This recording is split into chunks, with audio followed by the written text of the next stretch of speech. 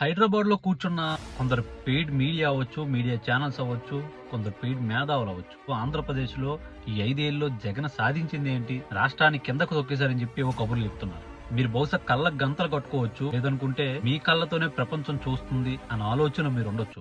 ఈ రాష్ట్రానికి జగన్మోహన్ రెడ్డి ఏం చేశాడని మాట్లాడుకుంటే, సుమారుగా రాష్ట్రంలో 950 కిలోమీటర్ల కోస్టల్ లైన్ ఉంది. దాన్ని ఏ ప్రభుత్వం యూటిలైజ్ చేసుకుందా? దాన్ని జగన్మోహన్ రెడ్డి ప్రభుత్వం వచ్చిన తర్వాత రామాయపట్నం, మూలపేట లాంటి 4 పోర్టులు నిర్మించాడు, 9 ఫిషింగ్ హార్బర్లు నిర్మించాడు, 6 షిప్ ల్యాండింగ్ సెంటర్స్ నిర్మించాడు. స్వాతంత్రం వచ్చిన తర్వాత ఈ రాష్ట్రంలో 12 మెడికల్ కాలేజీలు ఉంటాయి, 17 మెడికల్ కాలేజీలు నిర్మిస్తున్నారు.